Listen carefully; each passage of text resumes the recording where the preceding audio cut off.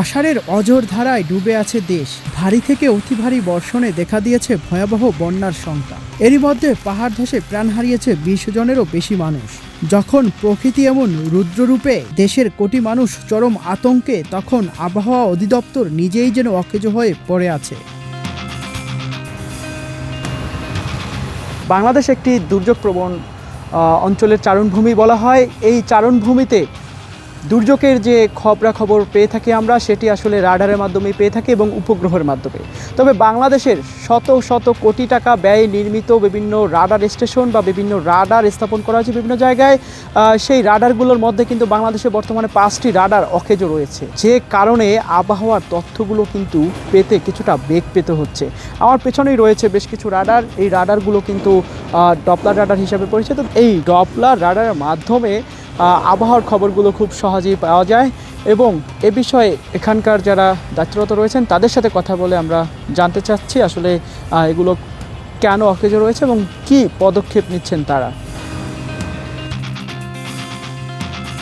Radar দিয়ে আমাদের forecasting কাজে লাগে না। রাডার আমরা বর্তমান ওয়েদার মনিটর করার কাজে আমরা ব্যবহার করি। তার কারণ 6 ঘন্টা পরে কী হবে রাডার কিন্তু আমার বলবে না। কিন্তু আমার এখন কী অবস্থা, কোথায় বৃষ্টি হচ্ছে, এখন ইনস্ট্যান্টলি যে কন্ডিশন, এটা আমার রাডার বলবে। 24 ঘন্টা পরে আমার কী হবে সেটা রাডার আমাকে দিবে না। যদি আমাদের ইনডাব্লিউ মডেল না থাকে, আমাদের হাই কম্পিউটার ফ্যাসিলিটিস না থাকলে আমাদের ফোরকাস্টিং করা খুবই দুরূহ। রাডার এবং স্যাটেলাইট আমার যে কারেন্ট কি স্ট্যাটাস আছে এটা বলবে।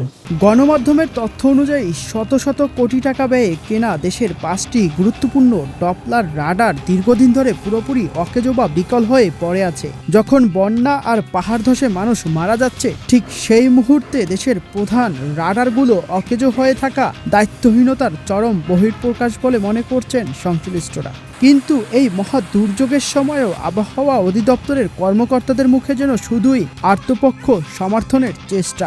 আপনি আর একা নন। ইউনিভার্সাল কার্ডিয়াক হসপিটাল, আপনার হৃদয়ের আরো কাছে। রাডারও একটা চোখ আর কি, আমার ফোরকাস্টার একটা চোখ। এই রাডার দিয়ে দেখা হয়। এটা দেখা হয় কি তাৎক্ষণিক কী অবস্থা আছে, এখন কি অবস্থা আছে। আমি কিন্তু 10 মিনিট পরে কি হবে আমি কিন্তু এটা দেখতে পারবো না। আমার ফোরকাস্টটা কি ফিউচার প্রেডিক্ট করা যায়, ফিউচারে কি হবে 24 ঘন্টা পরে বা 12 ঘন্টা পরে কি হবে সেটা। রাডারের জন্য তো আমার ফোরকাস্ট কি থেমে আছে? আমরা যে ভারী বর্ষণ, আমাদের রাডার কয়েকদিন ধরে বন্ধ আছে। তো 4 তারিখ থেকে ঢাকা রাডার বন্ধ, তার আগে থেকে রংপুর রাডারও বন্ধ আছে। না তো ফোরকাস্ট আমার হেভি রেনফল ওয়ার্নিং কি বন্ধ আছে? 4 তারিখে কিন্তু আমরা হেভি রেনফল দিয়েছি চট্টগ্রাম এবং সিলেট বিভাগের জন্য। 5 তারিখে দিলাম, সেটা আবার ময়মনসিংহ এবং রংপুর বিভাগ ব্যতীত সারা দেশের জন্য দিলাম। তখনও তো আমাদের রাডার বন্ধ ছিল। তার মানে আপনি হেভি রেনফল ওয়ার্নিং দিবেন কি দিবেন না বা অ্যালার্ট দিবেন, কিন্তু এটা রাডারের উপর নির্ভর করেন না। কিন্তু হ্যাঁ, আপনি কারেন্ট কী অবস্থা এটা মনিটরের জন্য আপনার রাডারটা তো প্রয়োজন। কিন্তু 24 ঘন্টা পরে কী হবে বা 12 ঘন্টা পরে কী হবে, এর জন্য রাডার এত গুরুত্বপূর্ণ না।